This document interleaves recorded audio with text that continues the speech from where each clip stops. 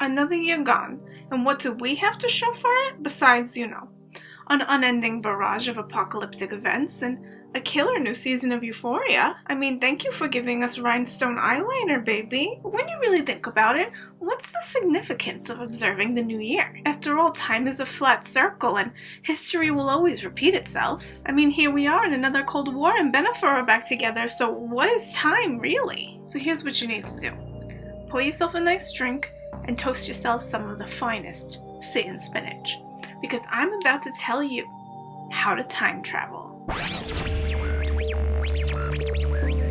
From some of the earliest civilizations, humans have been fixated on the passage of time. Some of mankind's oldest artifacts are associated with timekeeping. There's even speculation that prehistoric sites like Stonehenge may have been celestial calendars that recorded time by marking celestial transits. From clocks to calendars, sundials to hourglasses, we have always seen time as something that's constantly moving forward, ticking inevitably towards eternity. But that's the thing.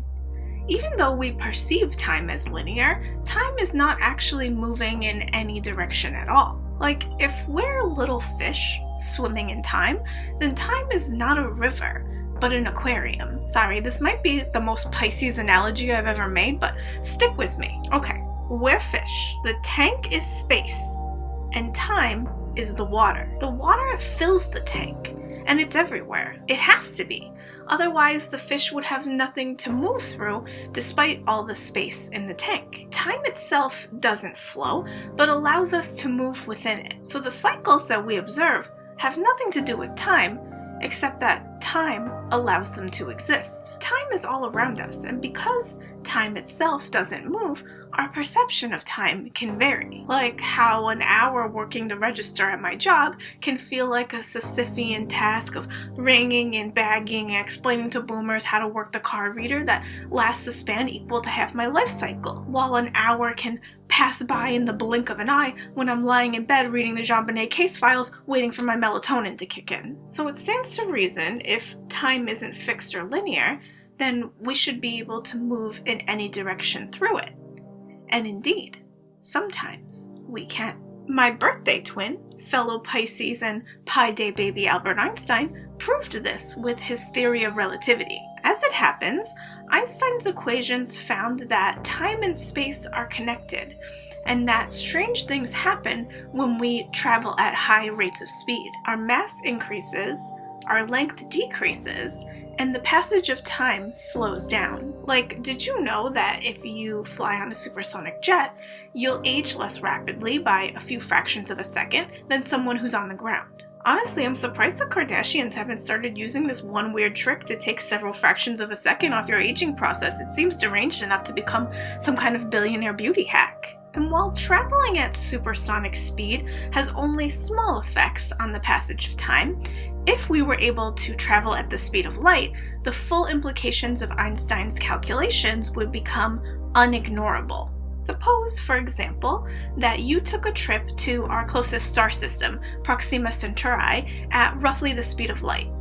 You would perceive the time it took to get there as roughly 10 years. But when you arrived back on Earth, centuries would have passed, and everyone that you ever knew would be long dead. You would have traveled through time and found yourself far into the future. This is why many of the stars that we see in the sky have been long dead and burned out for millennia, but their light has only just reached our eyes. And it might be why old places always seem to be haunted. Alright, stick with me. If time is all around us like water in an aquarium, not only can we move through it, but we can see through it too. So what if some hauntings are not spirits of the dead visiting us, but us seeing through the clear glass of time into another era? Now, paranormal investigators have long spoken of intelligent versus residual hauntings. A residual haunting is generally believed to be a kind of psychic impression left on a place that just plays over and over again like a tape loop, never really varying each time the haunting is witnessed. While an intelligent haunting is thought to be the conscious spirit of a dead person who is manifesting or communicating from an astral plane. But what if There's a third kind of haunting, a ghost not of a dead person at all, but two living people communicating through a hole in time and space. Okay, are you with me? If not, take a bong hit and come back to me. So, of the many cool things that I've gotten to do this year, one extremely cool thing that I did was I got to take Michael to the Mount Washington Hotel. And though we didn't stay there, we spent the night at the Indian Head Resort in honor of Betty and Barney Hill. It's a lifelong dream of mine to stay in the Princess Room. Now, if you're not familiar with the Mount Washington, it's an absolutely stunning Gilded Age hotel in the White Mountains of New Hampshire. And it is purportedly very haunted. And one of the most ubiquitous ghosts seen by hotel guests is that of Carolyn Stickney, who took over ownership of the hotel after her husband, Joseph Stickney, died shortly after the hotel's construction. Now, it's a dream of mine to stay in the Princess Room, which is Carolyn Stickney's former room, and it still even houses the 4-post bed that she would sleep in when she resided in the hotel. And while there are so many stories from the Mount Washington that appeal to me, the truth is that I've wanted to stay there ever since seeing the season 4 episode of Ghost Hunters entitled Ghostly Conversations. In this episode, the Ghost Hunters team is investigating the Mount Washington Hotel, and when they're in the Princess Room, they ask Carolyn, "Can you at least let us know you're here?" To which a woman's voice can be heard to respond very clearly, "Of course I'm here.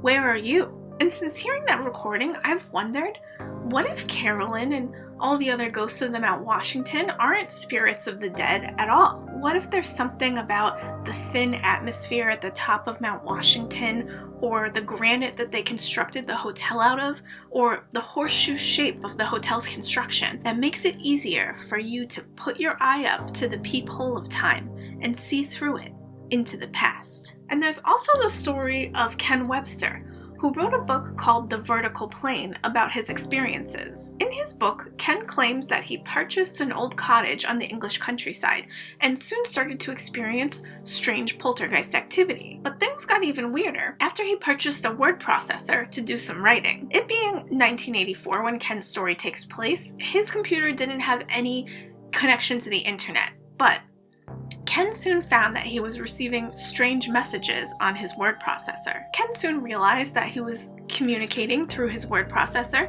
with someone named Lucas, who claimed to be a man who was living in the 1500s. Lucas wrote in Old English, and he called the computer Leem's Boist, or Lightbox. He gave specific details about his life and the time that he was living in, and eventually even began to communicate with Ken through paper and charcoal in addition to the Leem's Boist. And after some time, he revealed Lucas to be a pseudonym that he gave to Ken because he was nervous about the Leem's Boist and thought it might have been an instrument of the devil. And he revealed that his true name was actually Thomas Harden. Using the name and the information that Thomas had already provided, Ken was able to corroborate many of the historic details that Thomas had provided to him. And he even found record of a Thomas Harden becoming vicar of a local church in 1551, which would have been after the time that Ken was communicating with Thomas, which, according to Thomas, was around 1546. And it's easy to see how things moving around your house and weird messages appearing on your computer could seem like a ghostly presence in your home. But if Ken Webster's story is to be believed, then Thomas Harden wasn't a ghost at all, but a living man who was able to interact with an object that was sitting in his home several hundred years in the future. And I also think of a story that my father told me once. He said that when he was a little kid one time, he was walking into the kitchen for a snack, and as he turned the corner, he saw this strange, charred dog carcass lying by the heater vent in the kitchen, and he was terrified, so he ran out of the room and went to get his brothers. And when they came back in, they found the family dog, perfectly alive, not burnt, lying by the heater vent in the kitchen, which was its favorite place to sleep. And my dad couldn't figure out what he'd seen, but about a year later, his house burned to the ground. And after the firefighters put out the fire and my dad and his siblings were allowed to go back into the house to kind of collect anything that wasn't damaged by the fire, my dad walked into the kitchen and he found the corpse of their family dog lying there by the heater in its favorite sleeping spot, exactly where he'd seen the burnt dog a year earlier. So next time you're in an old house, stop for a moment. Look around you, not just at the things you see, but the things you don't see. Imagine time swirling under your hands like water. And if you stare long enough, maybe, just maybe, you might find someone staring back at you. And that's all.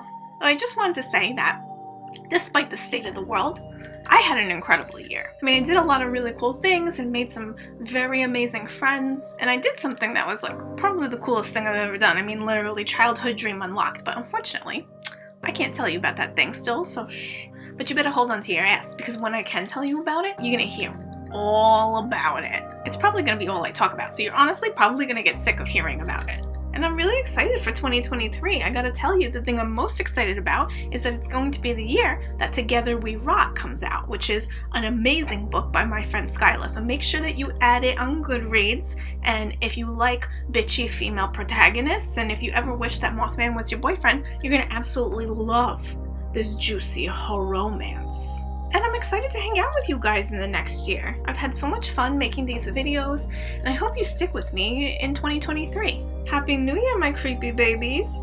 And in the words of the coolest ultra-terrestrial, Indrid Cold, I'll see you in time.